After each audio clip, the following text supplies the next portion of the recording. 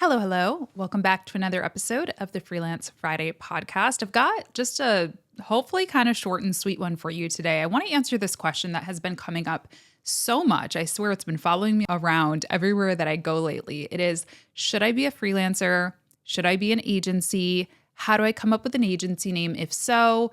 And so on. And I think like my short answer, if you want the 1 minute answer, is it's a very personal question.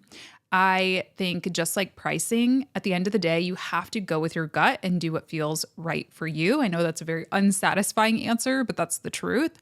I do, however, think that there are some pros and cons to both the freelance side versus the agency side that I want to explore with you today. So keep on listening if you want to hear about that. And before we get into those, a quick word for our sponsor, Metricool. Whether you're a solo freelancer or an agency, this is a tool that you definitely want to check out. It's my favorite social media scheduler analytics tool. It's amazing. So Metricool is the Swiss Army knife of social media for everything and everyone. If you've been looking for an all-in-one social media management tool, Metricool is your answer.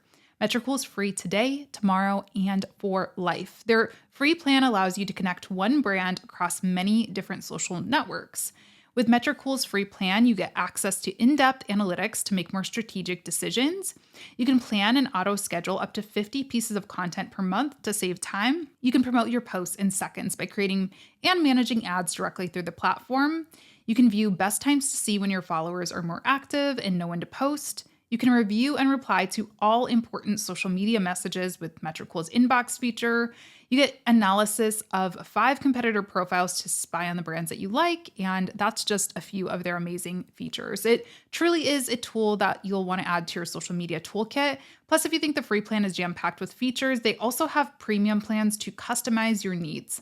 So to everyone listening and watching, be sure to create a free account today and get started exploring the platform. I will be sure to leave a link for you down in the show notes. So my answer to this, outside of just go with your gut, go with what feels good to you, is also start with the end in mind. I think so many of us get started as freelancers, as entrepreneurs, content creators, whatever, just kind of like in the moment. Maybe we have a temporary goal that we want to reach, like we want to save some extra money. For me, I was just in college and I needed to make more money and get some experience doing something other than retail. That was like all of my job experience at that point in my life. So I wasn't thinking, I want to own this huge, multinational corporation or anything like that. I was just thinking like, hey, I want to make more money and pay my rent a little easier. So I get it. It's hard to do that sometimes. But if you're listening to this episode, chances are you maybe are taking it a little bit more seriously than I was. So maybe you've got some time to think through it. And also you can always change this. So whatever the case is, ask yourself this question right now.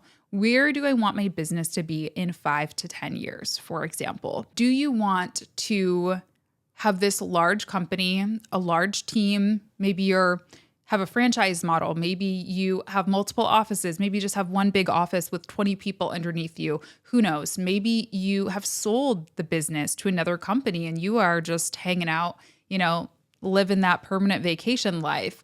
Or are you somebody who just wants to just achieve some of your personal goals and run your business day to day, basically until you retire? There is nothing wrong with either of those models, with either of those paths. I think they were both wonderful, valid, amazing paths, but they're very different paths. If you want to have people working under you, if you want to maybe franchise or sell the business, that is certainly something that I'm going to guide you towards the agency model, or having a name that is not just your name. There's actually a really great book that I have sitting right here. It's called Built to Sell. I have recommended this book so many times. Whether or not you plan on selling your business or not, it is a really good one to read, in my opinion, just at building a business that, is financially healthy with diversified income streams and things like that. One of the quotes from the book was, don't become synonymous with your company. If buyers aren't confident that your business can run without you in charge, they won't make their best offer. On the other hand, if you are somebody who's more just focused on some of the personal goals, hey, I want to start bringing in 50 grand or whatever to contribute to the household, or I want to save, $20,000 to put a down payment, to a new house or something. I don't know, whatever the case may be. Cool. Like maybe you just do the solo thing. Maybe you are not married to the idea of your business either. Like maybe this is just something that you're kind of trying on for size, if you will. When I first got started freelancing, I was doing freelance writing and I was just using my name because I've always been a writer to some degree, but I never really I don't know. It takes me a long time. I'm a slow writer. So I never really envisioned myself having like a copywriting agency or becoming like really well known as a professional writer. So I knew it was very much a temporary sort of career move, just something that I was doing to get experience and to make a little extra money. So I just used my personal name for that. Meanwhile, when I decided to go ahead and start an agency or start, offering marketing and video services to people, I knew that was more in my zone of genius. That was something that I could pretty confidently commit to for the next at least 5 to 10 years of my life, which it's been about 5 years since I've been full-time in my business. And, no plans of quitting anytime soon. Changing things, absolutely. I have changed things, but I haven't fully quit or, pivoted away from that core meaning of the business, I suppose. I want to go over some quick pros and cons, though, in addition to that, because that's certainly not the end all be all. I mean, that's a great place to start. But there are some other things that you might want to think about. One of the big pros, in my opinion, of having an agency is what I just talked about, is that separation between business and self, meaning that you don't have to be there 24/7. If I own an agency called whatever, marketing agency, let's just call it, that is not necessarily tied to Latasha James. Now, I might still have a personal brand that is promoting that agency or that people know is associated with that agency. But if somebody submits a contact form, they're not expecting Latasha James necessarily to be answering it herself. I hate talking in third person. I think it sounds really weirdly narcissistic, so I'm going to stop doing that now.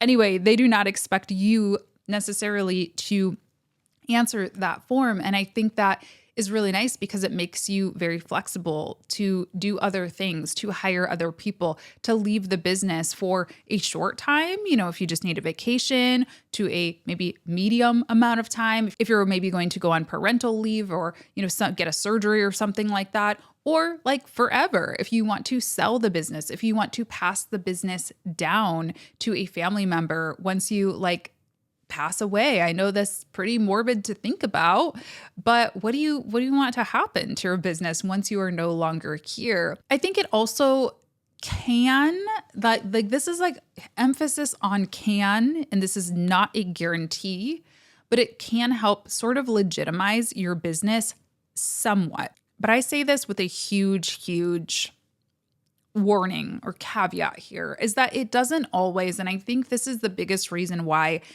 people like solo freelancers do say, hey, I need an agency, because they think it's going to make them look more serious or more professional or more polished or whatever. But I actually think because of the rise of freelancing and just how many agencies there are nowadays, it is not a guarantee. It often actually can look a little bit, what is the word I'm looking for? Sometimes actually a little bit amateur. And let me explain. What an actual agency means is that there are multiple different people working there. There are usually multiple different areas of expertise within the agency. Maybe you do, photography in-house as well as social media management or something like that. But the key point of it is that it is business that's bigger than just you. It's not just me sitting here. And I think what's happened is a lot of people call themselves an agency when they are just a solo freelancer. And I think it actually has the opposite effect sometimes, is it does make it look like, well, what are you hiding? Why aren't you just honest about the fact that it's just you? So keep that in mind. On the other hand, there are some cons with being an agency. Agencies sometimes have the reputation or the stereotype of being really expensive. I remember one of my first discovery calls, or it was a meeting, it was an in-person meeting. And I remember the guy just kept saying, agencies are so expensive. Agencies, they know how to sell. They know how to market. They know how to sell. I've been burned so many times by agencies. And it made me realize, I don't know, maybe I just need to be showing up as Latasha to these meetings because I get it. From my experience working in corporate, I would see how much money we would pay agencies just to be on retainer. And whenever I did need their help, a lot of times they weren't even helpful or they were doing things that I could have easily done myself, like in Canva or whatever. So I totally understand. I don't think it's fair to obviously paint all agencies with a broad brush like that, because I've certainly worked with amazing agencies as well. But I do think that a lot of businesses have been burned by large agencies. For example, Upwork. If you look for Upwork jobs, a lot of times you'll see people write in their job posts, freelancers only, no agencies. So keep that in mind. If Upwork or Freelancer or Fiverr or whatever is going to be a part of your client acquisition strategy, you might actually have a hard time on a platform like that if you are branding yourself as an agency. Another con of agency life is be outside of just the day-to-day managing an agency, hiring people, all of that, right? We're just talking about just the perception here. The other thing is that you're now going to have two brands to manage, because I truly believe whether you are starting an agency, starting a freelance business, having a personal brand is incredibly important. The reason people know about my agency, James and Park, is because of me. 9 times out of 10, my clients come to me and say, hey, I saw your YouTube videos. Hey, I listened to your podcast. Even though my YouTube videos and my podcasts are not necessarily aimed all the time at my target clients for my agency, my marketing company, they still find it. And I think personal branding is still really important. So do you want to now manage 2 Instagrams, 2 LinkedIns, 2 this, 2 that, or not? That's totally up to you. That's totally up to you. But I do think it is something that you do need to keep in mind, at least while you're building the business. With that said, some solo pros, well, the name decision is very easy. People get really hung up on names. And here's my quick advice on the agency name thing. Well, I'll tell you how I came up with my business's name. It's James and Park. I think you can understand where James came from. It's my last name. I knew that that would always be my name. Even if I did choose to change my name or something, it would always be my name, right? Like that's always a part of your identity. And I personally did not change my name, so I will always be Latasha James, no matter what. Park, it was a street that I lived on at one point in my life, and I just liked the way it sounded. I'm going to be honest with you. And that's it. It doesn't always have to be, much deeper than that. I mean, I could give you probably a deeper reasoning if I really wanted to get into it. Those words do mean something a little bit more personal to me than just surface level. But at the end of the day, that's it. I don't think that names are as important as we make them out to be. Unless it's something like very strange, offensive, weird. I don't know. I think at the end of the day, just choose something. You can always change something. When I first started, when I was in college, this is so cringe to me now, but I called my business Pariah Creative, which is like so try hard, pick me. Like, why was I trying to be so anti? I mean, it was weird, but you can always change it. And I did, and I can always still change it. So don't think too hard about it. With that said, again, the pro of being a freelancer is you don't have to think about it. Your name is your name. Call it a day. I also think to kind of counter that stereotype, if you will, of agencies being expensive, of treating their customers like a number, of, not caring that much. I would say that solo freelancers have the opposite reputation in that they are personal, they are caring, they, become a part of your team. That can come with its cons too, because sometimes that can be taken advantage of. That can be, mistaken for hiring an employee, which is a whole other thing. But I think it sometimes is easier to win clients. Sometimes, right? It depends. The other huge thing about this is it really depends on what types of clients you're going after. If you're going after like corporate contracts, large contracts, maybe an agency is what they're going to need. Meanwhile, if you're looking to work with, the small business owner in your neighborhood or the small business owner on your Instagram, maybe they do just want to work with Latasha over James and Park and so on. So the cons here, I think, it can be hard to transition out of, right?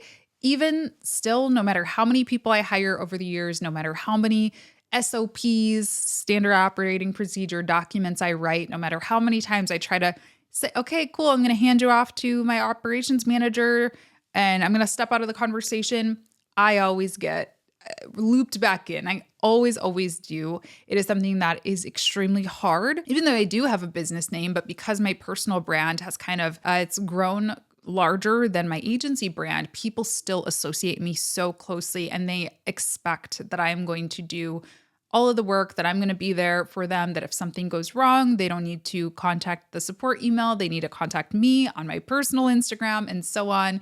And, I just know if I were to transition out of the business completely, if I were to sell the company completely, I would still probably get those messages for a while until it really resonated with people. So that can be something to look out for. I think the other thing that is one I don't always love talking about necessarily. I don't know, I don't like to talk about some of these touchy issues sometimes because I think they just get people riled up. But listen, my name's Latasha G, and you make assumptions about my identity, about who I am by hearing my name, right? If you close your eyes and you hear any name, whether it's Bob, Tina, Latasha, anything, you have a vision of what that person looks like, of what their gender identity is, and so on. If you are somebody who maybe has a name that doesn't sound American or whatever country you are serving, absolutely. I have no doubt in my mind that unfortunately people make assumptions about that and either one, choose not to contact, or two, something that I think I've experienced more than that in my business is this assumption that I'll work for a certain amount because of who I am. Whereas if people are hiring an agency, they don't really know. I've actually had many, many people get on discovery calls and ask me if the CEO was going to join us, or assume that there was at least one man involved in the business because James Park, they're like, oh, so are you Park? Listen, I'm not saying to ever hide who you are. I do not obviously hide who I am. I think it's pretty easy to figure out who does own the business if you go do a bit of digging. But I do think at times it does, if somebody's just recommending an agency name, hey, reach out to James and Park. I think it prevents some of that bias or some of that hesitation to reach out, or some of those maybe assumptions about price point before they do reach out. I think it's sad, but I think it's true. So those are my pros and cons. I think there are pros and cons to each, like I said. And really, at the end of the day, you got to choose what's going to be right for you. Let me know what is right for you. I would love to hear from you. Honestly, I think this is a really interesting question because it is so personal to everybody. So please leave me a comment down in the comments if you're watching on YouTube. If you're listening on the audio platforms, be sure to follow and subscribe and all of that stuff. Rate, review over there. I'd greatly appreciate it. I appreciate you tuning in as always, and I will talk to you in my next one. Bye.